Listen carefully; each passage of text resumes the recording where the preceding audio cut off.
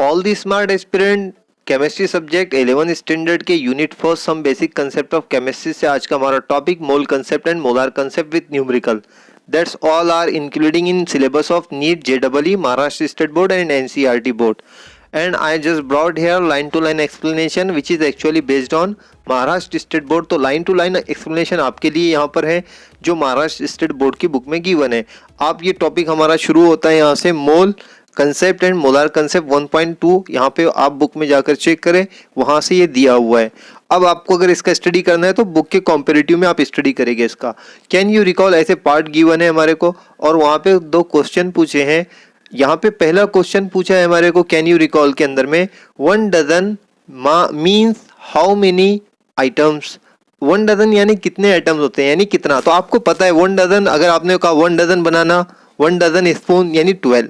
तो ये 1 डजन जो टर्म है यूज की जाती है 12 मटेरियल के लिए।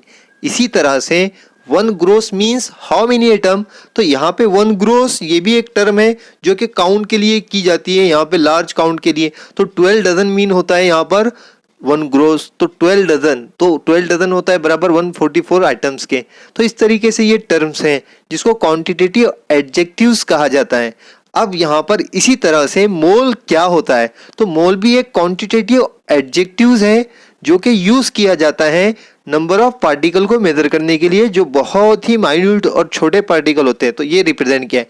Expressing large count of object is made easy by using quantitative adjective such as dozen and gross. तो यहाँ पे लार्ज काउंट को छोटे आसान तरीके से गिनने के लिए कुछ टर्म यूज की जाती है जो कि क्वांटिटेटिव एडजेक्टिव्स कहा जाता है, जिसे जैसे कि डजन और ग्रोस। ऐसे ही you know that even a small amount of any substance contain a very large number of atom और molecule। छोटा सा पार्ट मटेरियल लिया आपने और उसमें कई क्या होते हैं, एटम्स और मॉलिक्यूल बहुत ज्यादा होते हैं। अब इनको काउंट करने के लिए यहाँ पे एक टर्म यूज की जाती है मोल, जो कि क्वांटिटेटिव एडजेक्टिव्स है। यहाँ पे बताए we use a quantitative adjective mole to express the large number of submicroscopic entities like atom, ion, electron etc present in the substance. तो सब्सटेंस में जो present atom, ion, molecule, electron होते हैं, इनको काउंट करने के लिए quantitative adjective जो यूज किया जाता है वो मोल। अब यहाँ पे हमको ये जानना है कि 1 मोल यानी क्या होता है, कितने पार्टिकल होते हैं। जैसे डजन यानी 12 होते हैं, तो यहाँ पे 1 मोल यानी कितने पार्टिकल। ग्रोथ यानी 144 आइटम होते हैं, तो ये डेफिनेशन दी है। 1 mole is the amount of a substance that contain as a many entities or particle as there are atom in exactly 12 gram of carbon 12 isotope.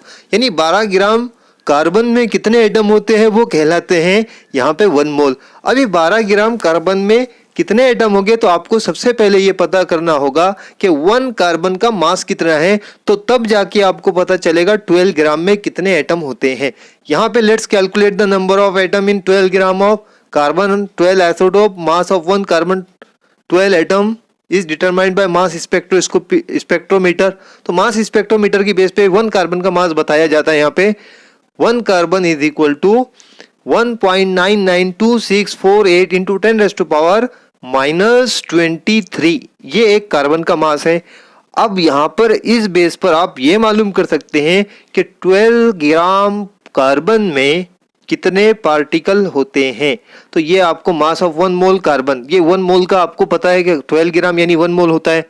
तो अब इस बेस पे आप क्या करेंगे, यहाँ पे ये 12 को डिवाइड करेंगे आप एक कार्बन के मास से, तब आपको क्वांटिटी पता चलेगी। तो 12 ग्राम डिवाइडेड बाय 1.99264 इंटू 10⁻⁻23। जब आपने इसको डिवाइड कर दिया तो इसका आंसर आता है 6.022 इंटू 10⁻23। ये उसका आंसर है। यानी ये नंबर कहलाता है, इतने पार्टिकल यानी कहलाते हैं 1 मोल।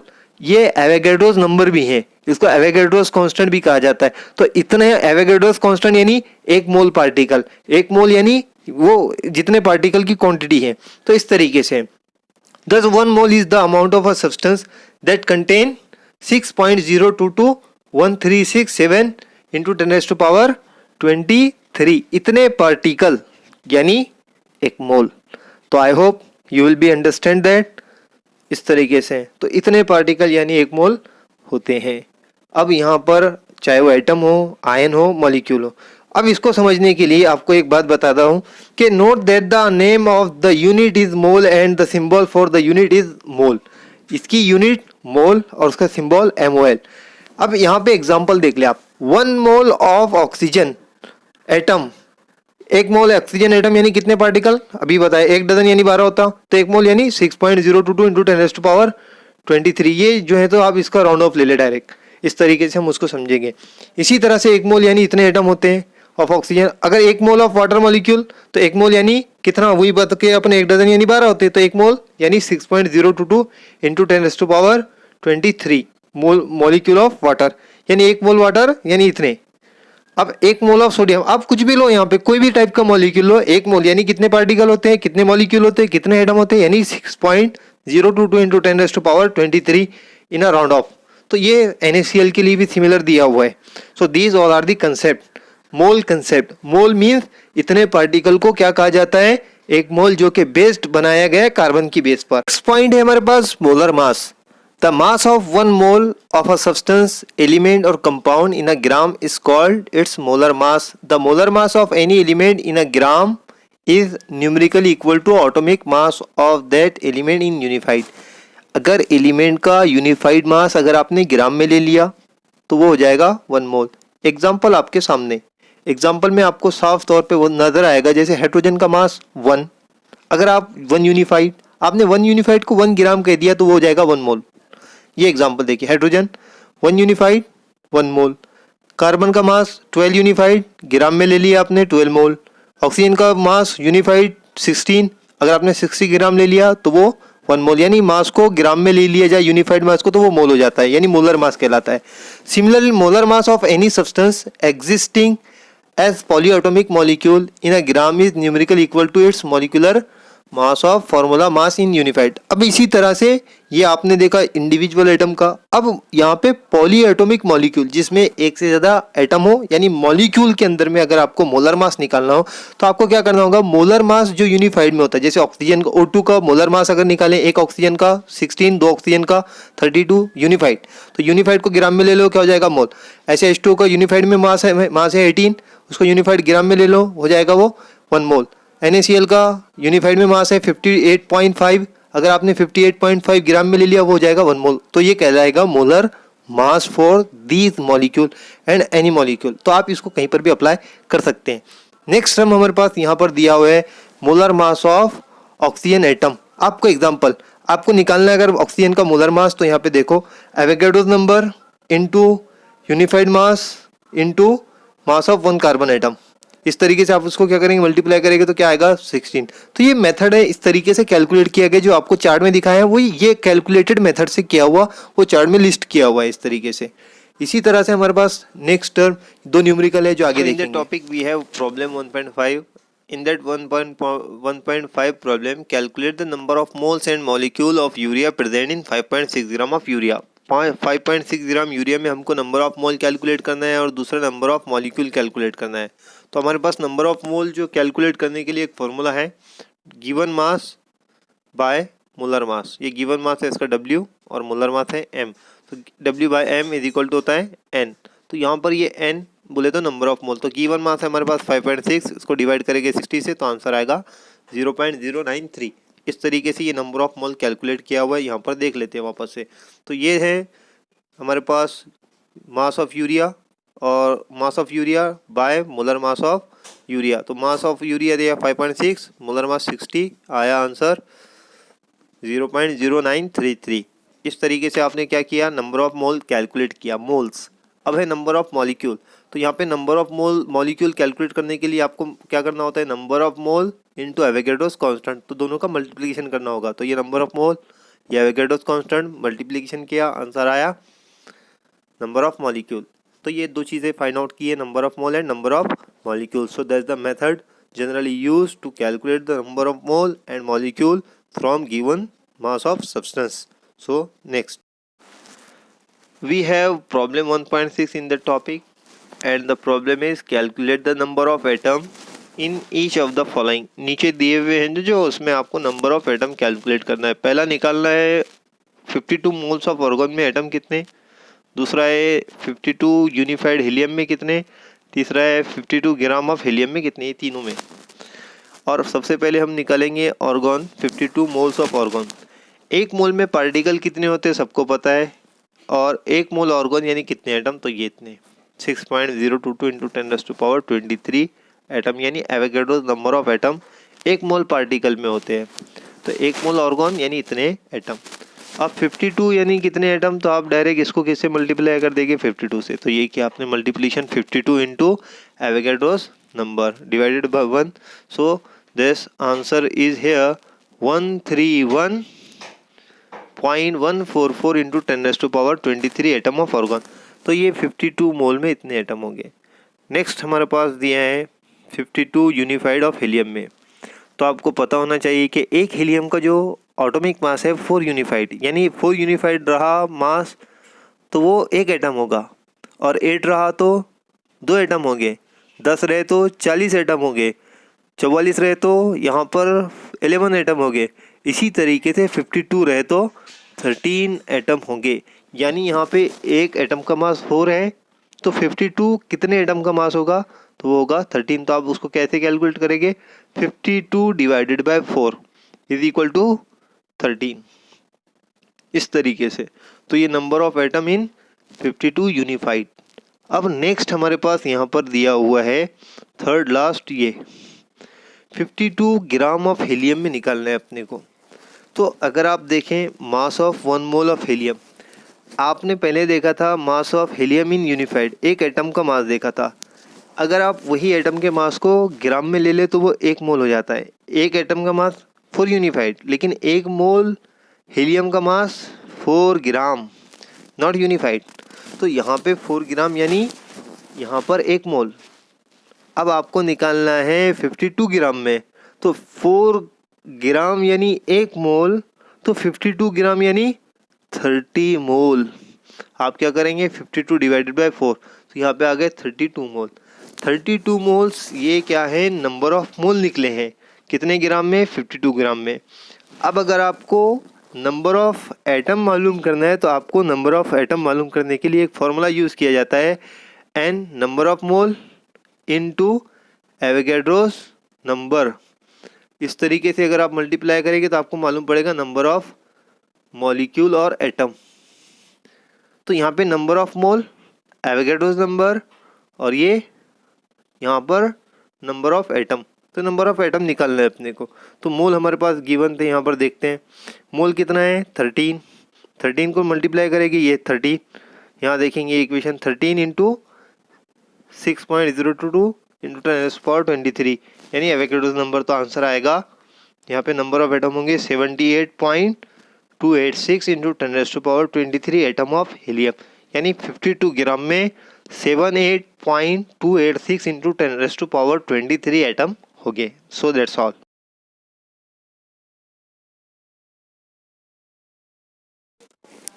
इसी तरह से हमारे पास नेक्स्ट टर्म है मोल्स एंड गैसेस। अब गैसेस में आपको मोल्स कैसे कैलकुलेट किए जाएंगे। गैसेस तो एक्चुअली वॉल्यूम होता है उनका, कोई मास ग्राम में काउंट नहीं करते। मेनी सब्सटेंस एग्जिस्ट ऐसे गैसेस, बहुत सारे सब्सटेंस जो है वो गैसेस फॉर्म में होते हैं, उनके मोल कैसे काउंट करेंगे हम। तो यहाँ पे दिया if you want to find the number of mole of gas we can do this more conveniently by measuring the volume rather than mass of the gas. तो आप उसका वॉल्यूम मेजर करेंगे मास की जगह पे, उस बेस पे आप उसका क्या निकाल सकते हैं, नंबर ऑफ मोल निकाल सकते हैं।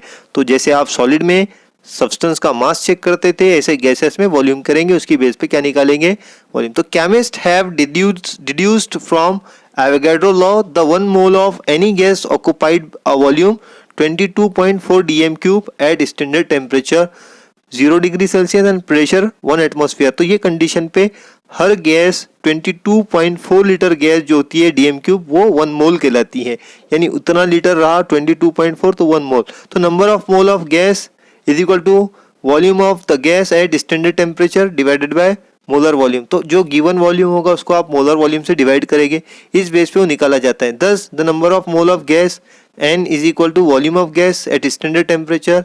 जो यहाँ पे standard number of mole standard volume है इसकी 22.4 लीटर, तो ये स्टैंडर्ड टेम्परेचर पे गैस का वॉल्यूम होता है। इसी तरीके से अगर आपको कैलकुलेट करना है, जैसे यहाँ पर नंबर ऑफ मॉलिक्यूल, तो यहाँ पे एक मोल में कितने मॉलिक्यूल होते हैं, आपने वहाँ पढ़ा एक मोल टर्म 6.022 इंटू 10⁻23 मॉलिक्यूल हो गए। तो ये टर्म जो है ये क्वांटिटेटिव एडजेक्टिव है, यानी 1 मोल, यानी 1 मोल इतने पार्टिकल, जैसे डजन, तो यहाँ पर भी ये 1 मोल गैस में इतने ही पार्टिकल हो गए जैसे सॉलिड में होते हैं, ग्राम में लिया हमने तो ये 1 मोल यानी इतने पार्टिकल। अब इसको यहाँ पे हम एक कंसेप्ट देखते हैं। Note, IUPAC has recently change the standard pressure to 1 bar under these new STP condition. अब यहाँ पे जो पहले 1 bar standard temperature, standard pressure जो होता है वो 1 बार होता है, तो इस बेस पे कहा कि 22.7 लीटर अगर होगा तो ये 1 मोल कहलाएगा। अब इसी बेस पर हमको एक न्यूमेरिकल भी दिया हुआ है कि कैसे हम कैलकुलेट करते हैं गैसेस को, तो यहाँ पे हम वो न्यूमेरिकल भी चेक कर लेते हैं। इस न्यूमेरिकल में हमने ये समझने की कोशिश की। Problem 1.7 here, in that calculate the number of moles and molecule of ammonia gas in a volume 67.2 dm cube of it measured at STP standard temperature और प्रेशर पे अगर ammonia 67.2 gas DM cube gas है तो आपको उसमें number of moles और molecule calculate करना है। तो जनरली यहाँ पर नंबर ऑफ मोल कैलकुलेट करने के लिए गैसियस वॉल्यूम से आपको एक फॉर्मूला होता है जो कि given volume by molar volume is equal to number of mole. तो given volume by molar volume, आप इस बेस पर नंबर ऑफ मोल कैलकुलेट कर सकते हैं। तो यहाँ पे देख ले आप, ये है गिवन वॉल्यूम, ये मोलार वॉल्यूम, आपने इसको इससे डिवाइड किया, यहाँ पर गिवन वॉल्यूम है गैस का और ये उसका मोलार वॉल्यूम है किसी भी गैस का स्टैंडर्ड टेम्परेचर और प्रेशर पे। इसे डिवाइड करने के बाद आपको पता चलता है नंबर ऑफ मोल।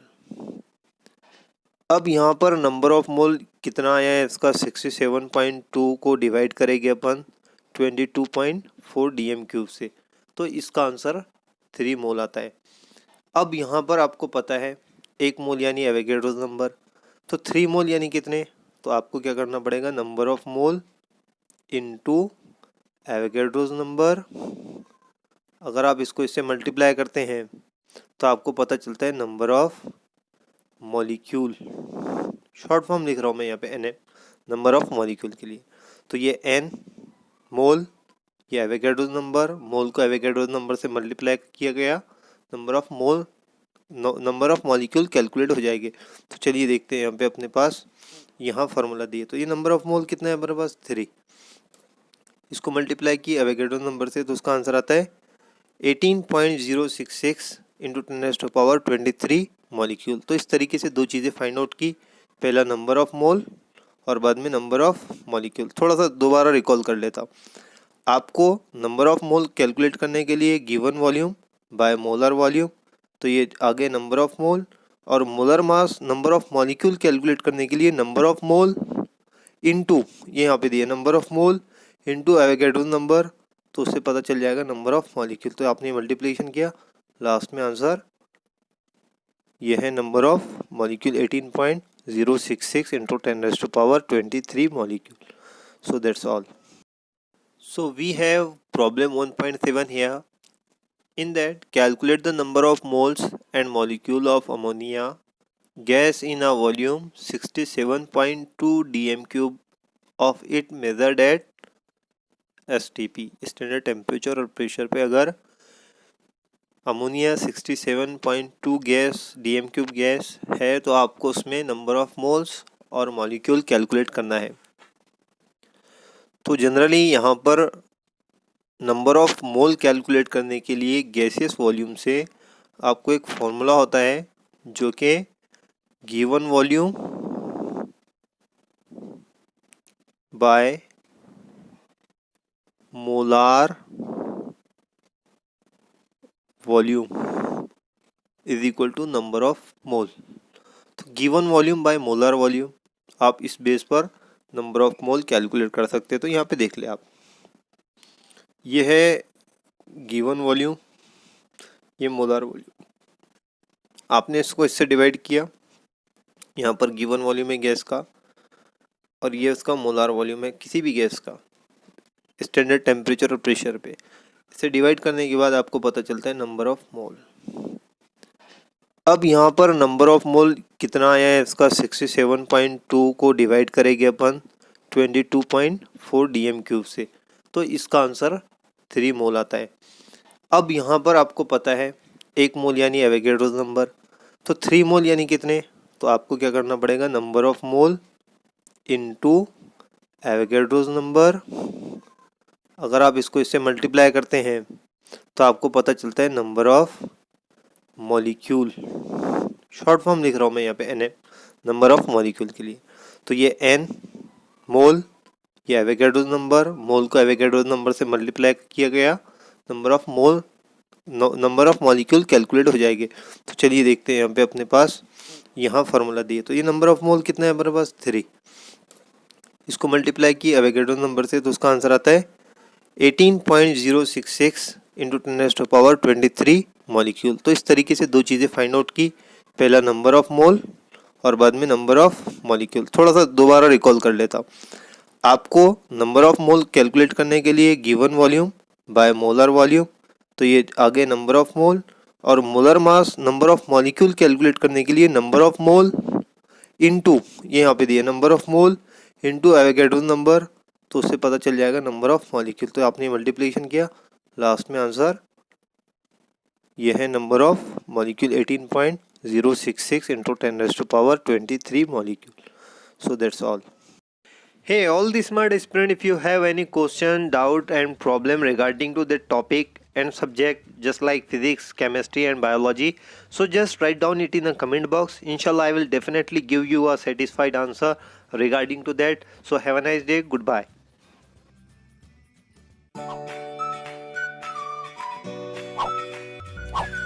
Wow.